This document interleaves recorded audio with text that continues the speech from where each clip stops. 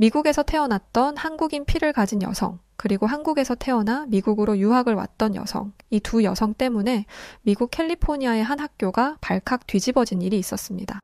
미국의 방송사와 언론들은 앞다투어 한국인들을 주목하기 시작했고, 미국인들은 숙연해지는 마음으로 한국인들을 향해 환호와 박수를 보내고 있는데요. 과연 이곳에서 무슨 일이 벌어졌던 것일까요? 오늘도 행복하시죠? 저는 미국 캘리포니아에서 살고 있는 클로이리라고 합니다. 영어 이름은 클로이리, 한국 이름은 이정화예요. 왜 이름이 두 개가 있냐면 저는 한인 3세대이기 때문입니다. 저희 할머니, 할아버지는 1970년대에 미국으로 가셨어요. 아메리칸 드림이라고 해서 미국에서 새로운 터전을 닫기로 결심하신 거죠. 두 분은 정말 치열하게 미국에서 사셨다고 합니다. 아무것도 없는 미국 땅에서 작은 세탁소를 운영하며 2명의 아들과 1명의 딸을 키워내셨죠. 그 덕에 저희 아버지는 아주 넘치지는 않았지만 그래도 부족함 없이 대학까지 나오실 수 있었다고 합니다. 저는 돌아가신 우리 할아버지를 정말 존경했습니다. 할아버지처럼 성실하고 멋진 분을 지금까지 본 적이 없거든요. 또 제가 가장 존경하는 여자는 우리 할머니입니다. 할머니는 모든 사람을 사랑으로 보살펴 주시는 분이었거든요. 특히 두 분은 예의범절을 굉장히 중요하게 여기시는 분들이었기 때문에 저희 아버지를 비롯한 큰아버지와 고모님은 어딜 가도 나이스한 사람이라고 불리며 차별이 존재하는 미국 사회에서도 인정을 받으신 분들입니다. 사실 지금 말씀드리지만 미국이라는 나라는 아직도 여전히 차별이 존재하는 나라예요. 많이 좋아졌다고 하지만 여전히 차별은 있죠. 부모님 세대뿐만 아니라 지금 현재 제가 살고 있는 순간에도 말입니다. 가장 많이 당하는 차별적 질문의 시작은 항상 바로 너 어느 나라 사람이야? 입니다. 출신을 묻는 게 뭐가 이상하냐 싶겠지만 여기에는 아주 굉장한 백인 우월주의가 담겨 있거든요. 저는 미국 캘리포니아에서 나고 자랐어요. 그래서 캘리포니아에서 태어났다고 말하면 이런 질문이 되돌아옵니다. 아니, 내 진짜 출신이 어디냐고. 물론 제 정체성은 한국입니다. 하지만 제 국적만 놓고 보면 저는 미국 사람이에요. 그런데 진짜 출신이 어디냐고 반복해서 묻는 이유는 오직 하나이죠. 검은 머리 동양인은 진짜 미국인이 될 수 없다는 생각에서 비롯된 말이었을 테니까요. 초등학교에 다닐 때는 이런 질문을 자주 받아보기는 했지만 그래도 다행히 중학교에 올라가면서부터 인종차별이 얼마나 심각한 것인지 교육받기 때문에 그 이후로는 이런 질문을 받아본 적이 없습니다. 왜냐면 미국에서도 은근히 인종차별적인 말을 하면 주변 사람들에게 엄청난 질타를 받거든요. 그런데 이탈리아계 미국인이었던 마르코는 인종차별이고 뭐고 늘 자기 마음대로 했습니다. 제가 영어로 발표할 때면 키득거리면서 제 영어 잘한다. 그렇지? 라고 말하고는 했죠. 검은 머리 동양인은 당연히 영어를 못할 거라는 마인드가 담긴 말이었습니다. 이런 말을 들으면 이렇게 대답하고 싶었어요. 이탈리아에서 온 너보다 내 영어가 더 유창하다는 건 모르나 보네? 라고 말이죠. 하지만 저는 워낙 소심한 성격을 가지고 있던 터라 마르코에게 이렇게 대꾸하는 게 정말 어려웠습니다.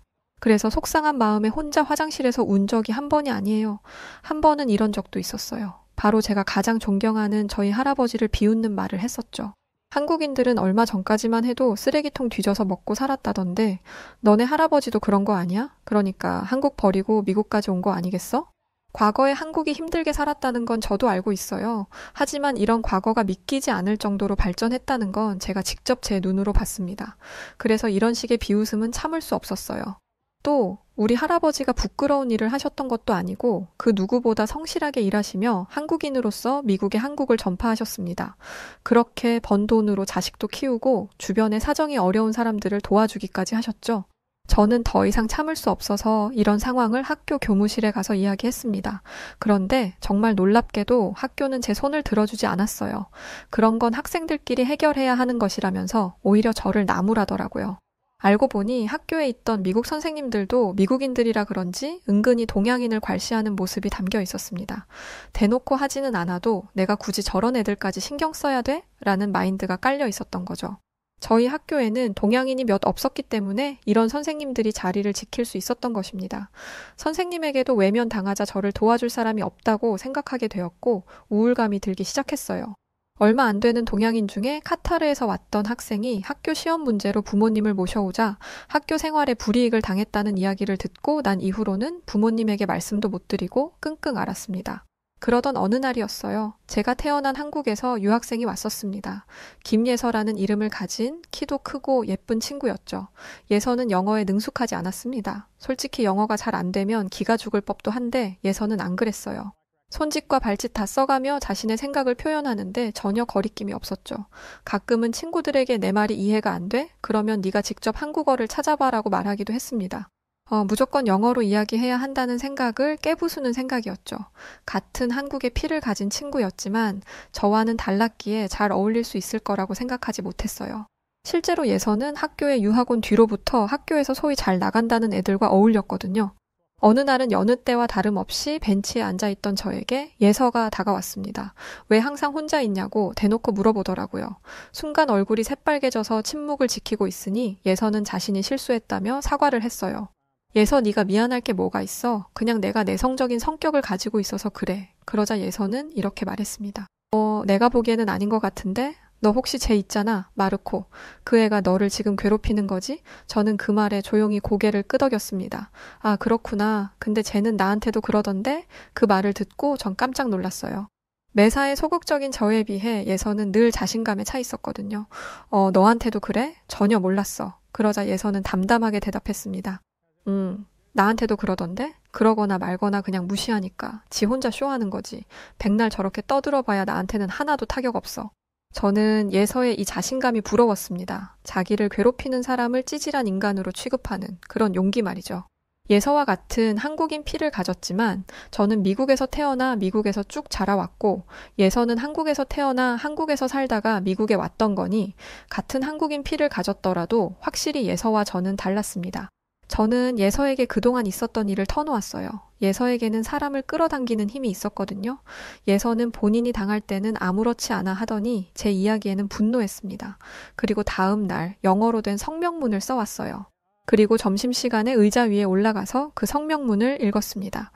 영어가 서툴러서 문법도 단어도 어색한 것 투성이었지만 어느 순간부터 모두가 예서의 목소리에 귀를 기울였습니다. 예서의 용기 있는 행동 이후 대체 예서가 왜 이런 행동을 하게 되었는지 모두의 시선이 쏠렸습니다.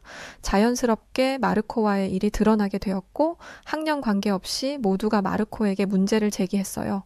또 예서는 용감한 여성이라는 별명을 학교에서 갖게 되었죠. 예서는 이성적인 방법으로 인종차별에 항의했지만 마르코는 아니었습니다. 점점 유치한 방법으로 예서를 까내리기 시작하더군요.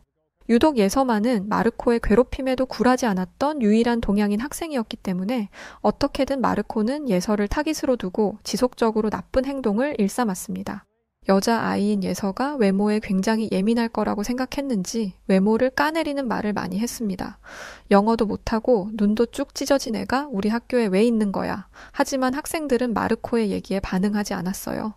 그럴만도 한 게 예서는 피부도 투명하고 청결했어요. 외모도 예뻤습니다.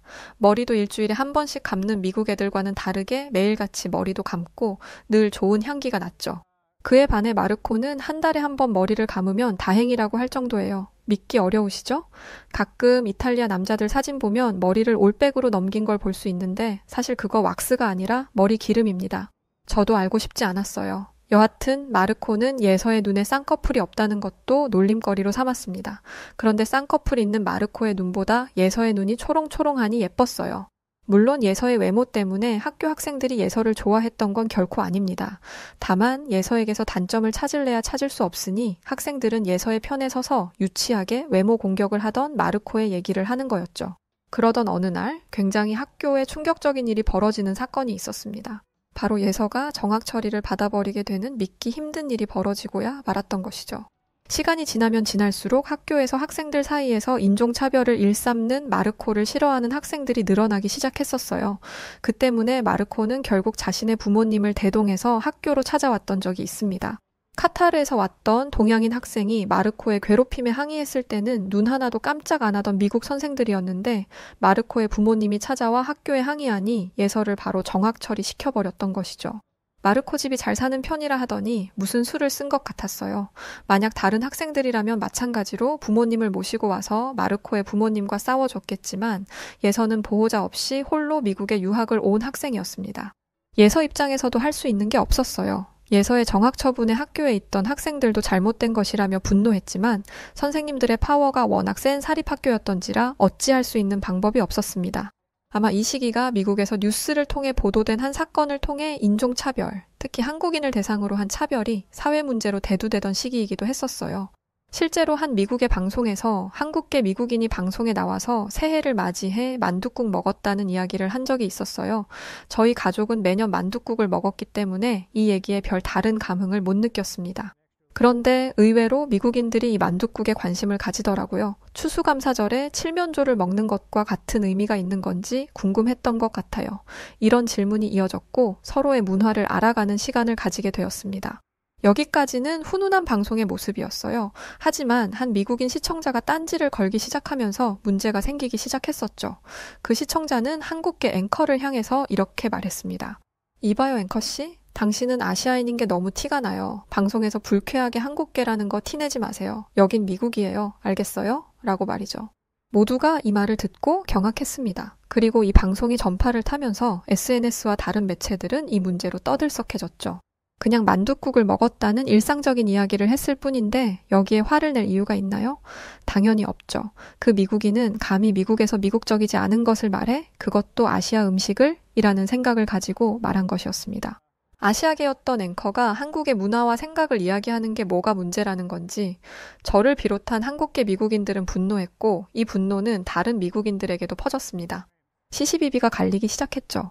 어떤 사람들은 미국인으로서 미국의 한국 문화를 알리는 게 불쾌하다는 사람도 있었고 반대로 같은 미국인인 게 부끄럽다며 시대가 어느 시대인데 아직도 인종차별을 하고 있냐는 등의 반응이었죠. 그런데 이런 사회적 문제가 미국 전역에 이슈가 되면서 아주 뜻밖의 상황이 벌어지게 되었습니다. 바로 예서의 일이 사회에 조명된 것이었어요. 저는 예서의 정학 처분이 완전 잘못된 것이라는 것에 생각이 같은 학생들과 같이 학교 커뮤니티와 캘리포니아 주민 커뮤니티 그리고 SNS에 한국에서 유학 왔던 제 친구 김혜서의 이야기를 올렸습니다. 사실 처음에는 별 반응이 없었는데 시간이 지나고 인종차별이 사회 이슈가 되면서 폭발적이 되었어요. 특히 한인회에서는 더 난리가 났습니다. 왜 이 사실을 아직도 우리가 몰랐냐면서 속상해 하셨죠. 특히 저희 부모님은 왜 이런 일이 있었는데 말하지 않았냐며 그 한국 유학생은 어찌 된 거냐며 속상해 하시면서 저를 꾸짖으셨습니다.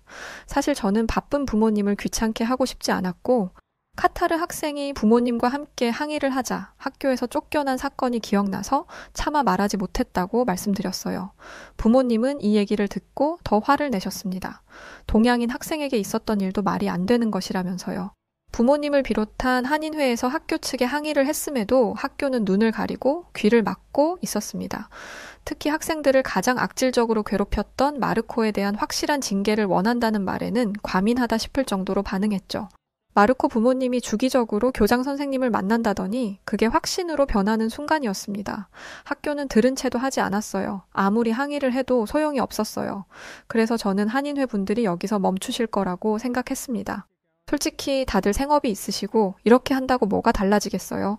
그런데 한인회는 제 생각보다 더 끈끈했습니다. 같은 뿌리에서 비롯된 한민족의 얼과 우리는 피를 나눈 형제라는 그 마음이 한인회를 더 똘똘 뭉치게 만들어 주었죠. 저희 부모님을 비롯한 한국의 어른분들은 이 일들을 신문사와 언론에 뿌렸습니다. 그리고 대부분의 신문들이 이 소식을 알렸죠. 직전에 한국계 앵커 일로 인종차별이 화두에 올라있던 터라 삽시간에 퍼졌습니다. 학교는 그제서야 반응하기 시작했죠. 그런데 아주 황당한 일들이 벌어지기 시작했었어요. 바로 학교에서 벌어진 일련의 모든 일들이 마르코 때문이라며 마르코 책임으로 돌려버리던 거였어요. 그렇게 감싸주고 편들어주더니 자기들한테 불리해지자마자 버려버리는 게 정말 황당하기 짝이 없었습니다. 졸지에 마르코는 학교에서 쫓겨나고 지역사회에서 질타를 받게 되었죠. 물론 마르코가 잘못이 없다는 건 아니었지만 당시 미국에 썩어있던 모습을 보게 되어서 마음이 씁쓸했습니다. 지역사회에서 질타를 받게 된 마르코의 부모님은 학교에 정식으로 항의했습니다. 요지는 이것이었어요. 내가 여기에 낸 기부금이 얼마인데? 라는 것이죠. 기부금? 낼 수 있죠. 학생들의 발전을 위해서라면요. 그런데 그게 내 자식의 편의를 위해서라면 기부금 문화는 사라져야 합니다. 다시 이야기로 돌아와서 이 사건 이후부터는 사실 학교 측과 마르코 가족의 싸움이었습니다. 서로 물어뜯고 고발하고 난리도 아니었죠. 그들이 어떻게 싸웠는지는 저희가 알 필요는 없겠죠. 불합리하고 억울하게 정학 처리를 당했던 예서일만 잘 해결되었으면 되었던 거니까요. 학교는 억울하게 정학을 당해야 했던 예서에게 위로금을 주었습니다. 그런데 이런 학교에서 어떻게 공부를 할 수 있겠어요? 하지만 예서는 학교로 돌아오지 않았어요. 뭐 저였더라도 그랬을 것 같아요. 그런데 저희 부모님도 한국인을 무시하는 저런 학교에서 배울 것은 없을 것 같다며 저에게 학교를 그만두게 하셨죠. 그래서 저는 예서와 함께 한인회에 계신 전직 선생님에게 수업을 받았습니다. 사실 당시에 인터넷으로 본 건데 한국의 교육은 전 세계에서 따라올 곳이 없다는 이야기를 본 적이 있었습니다. 뭐 제가 한국인들의 피를 가졌지만 한국에서 살지 않았기 때문에 깊은 곳까지 알 수 없었어도 인터넷에 나와 있는 한국의 교육 수준은 정말 최고라는 이야기들이 퍼져 있었으니까요. 남편분과 결혼하면서 캘리포니아로 이주했다던 그 선생님은 교육열 높은 한국에서 가장 교육열이 높다는 대치동 강사셨습니다. 들어보니 한 달 수업료가 어마어마하더라고요. 그런 분이 저희를 위해 수업을 해주시는 건데 엄청난 기회였죠. 부모님은 이 선생님에게 수업료를 드리고 싶어 하셨지만 선생님은 거절하셨어요. 그러시면서 이런 말씀을 하시더라고요. 이제 이 일은 내 일이 아니라고 생각하고 있어요. 그래서 돈을 벌고자 하는 일이 아닙니다. 그리고 내가 가지고 있는 걸 나눌 수 있는 것에 감사하고 있어요. 캘리포니아에 처음 왔을 때 한국 가고 싶어서 매일같이 울었던 거 아시잖아요. 그때 저를 돌봐주셨던 분들이 없었다면 벌써 한국으로 도망쳤을 수도 있어요. 저도 도움을 받았던 만큼 저도 도움을 주고 싶어요. 저는 선생님의 모습을 보면서 진짜 어른이 무엇인가를 알 수 있었습니다. 저희 부모님을 비롯해서 선생님께 수업을 받는 학생들의 부모님은 여러 가지 방법으로 선생님에게 보답하셨습니다. 음식을 하면 꼭 선생님 것도 해서 보내드리고 장을 볼 때도 선생님이 좋아하시는 과일이 있다면 꼭 사다 드렸어요. 남편분이 출장을 오래 가시는 편이라 혼자 집에 계시면 집으로 초대해서 함께 시간을 보내기도 했죠. 생각해보니 한인 공동체에서는 선생님뿐만 아니라 모든 사람들이 서로서로 돕고 지내는 게 일상이었습니다. 이런 모든 일련의 일들 때문인지 미국 사회는 한국계 사람들을 주목하기 시작했었어요. 어느 날은 미국의 한 포럼에서 한국인분을 초대해서 크게 강연을 진행한 적이 있었습니다. 부모님과 함께 그곳을 갔었는데요. 예서도 함께 했었죠. 그곳을 진행했던 한 미국 진행자는 강연장을 찾은 수많은 미국인들을 대상으로 한인 공동체에 대한 특별한 특징들에 대해 설명했어요. 한국인들은 어려운 일들이 닥치면 어려움에 처한 사람을 돕기 위해 어떠한 대가도 없이 자신을 희생할 줄 아는 끈끈한 조국애를 가진 사람들입니다. 이런 말씀을 하시면서 한국에서 벌어졌던 기름 유출 사건을 보여주더군요. 강연장 화면에는 정말 놀라운 사진들이 보여지기 시작했는데요. 강연장을 찾았던 수많은 미국인들의 입에서는 연신 감탄사가 쏟아져 나왔고 강연장에는 웅성웅성대는 소리가 들리기 시작했습니다. 사진에는 정말 수많은 한국인들이 어린아이부터 남자, 여자, 학생, 가정주부, 노인분들까지 모두가 바닷가에 퍼진 기름을 닦아내고 있었어요. 저희 부모님도 그 사진을 보시더니 맞아 하시며 고개를 끄덕이시더라고요. 개인주의 성향이 큰 미국에서는 당연히 이런 일이 발생했다면 국민들이 아닌 정부에서 나서서 이 일을 해결해야 한다고 여겼을 것이기에 한국과 같은 모습을 볼 수 없었을 겁니다. 자본주의 사회에서는 이유 없는 호의가 있을 수 없잖아요. 그래서 미국은 가까운 이웃끼리도 집에 초대하는 경우가 많지 않습니다. 요즘에는 이런 게 더 심해져서 옆집에 누가 사는지 모르는 경우도 있죠. 하지만 한인 공동체는 아니었습니다. 정반대의 모습이었죠. 이러하다 보니 미국인들이 놀라는 것도 이해되더라고요.